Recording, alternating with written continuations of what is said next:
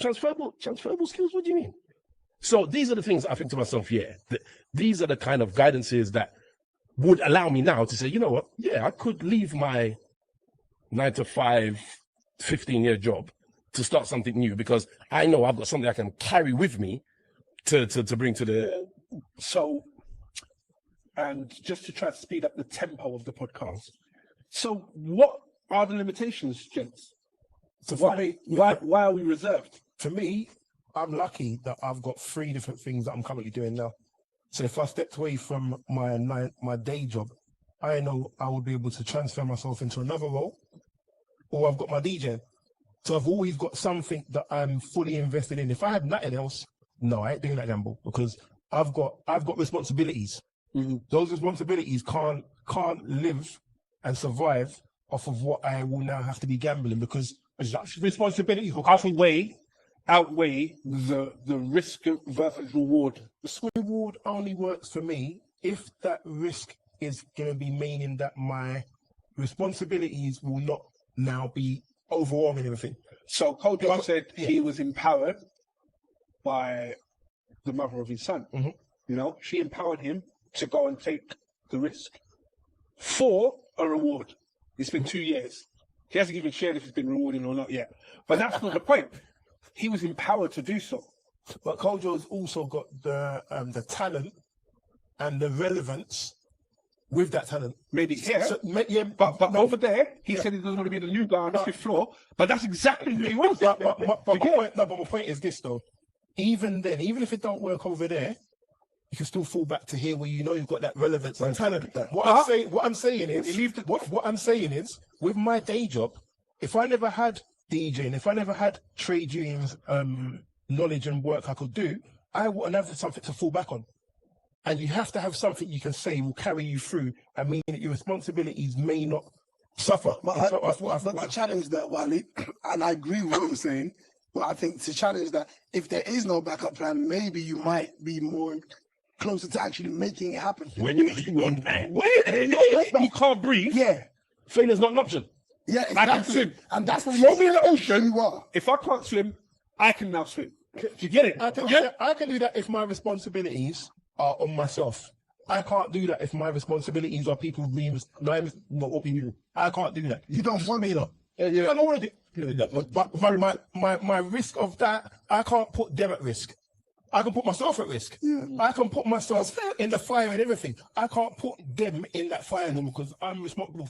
That's a bad mental.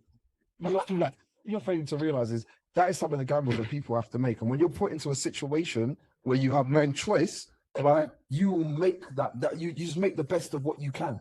And I suppose happy certain people in this room haven't been put in that situation, so they'll have to make that choice and have always got that backup plan. But if you haven't got that backup plan, and this is it, you make that shot, all right, or it just don't work. And if I make that shot, I have to make a way to make that shot work. I think the final thing I'll say on that is it's one thing if I've got to make it work.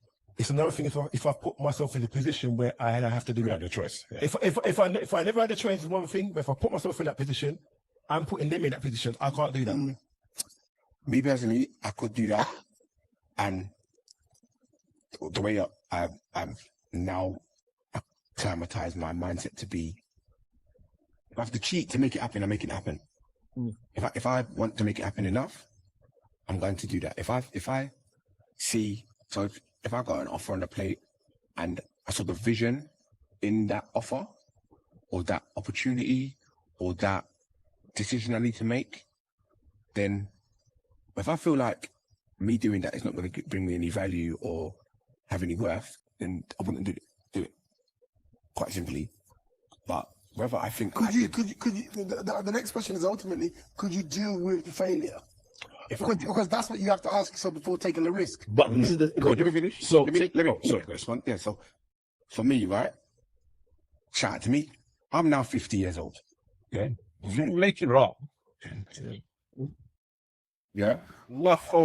Yeah. Don't hate. Because I'm still the youngest in the room. Boom. Right. So there's a young thing to my left. Yeah. All right. We'll carry on. All right. That's I can remember. All right. We'll get it. Cool. That's uncle. So, boom.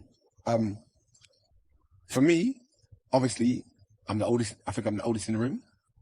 So, me starting again, in regards to Kojo said I couldn't do it at 45, it's even more of a mad thing because I'm 50 years old. When, for example, employment looks at me, he ain't got much time left on his employment. So, that's a risk, you know what I'm saying? So, I'm not married. So, that, you said, they keep it up now. No. I've got bare exes. Yeah. Yeah. Bare line out. But Interesting. as I said, where I've acclimatized my mental capacity to be now,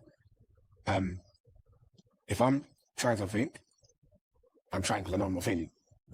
That's why I'm doing it. And do you know what, Tongo? I'm going to stop that point right there, but I want to build on the back of that. Yeah.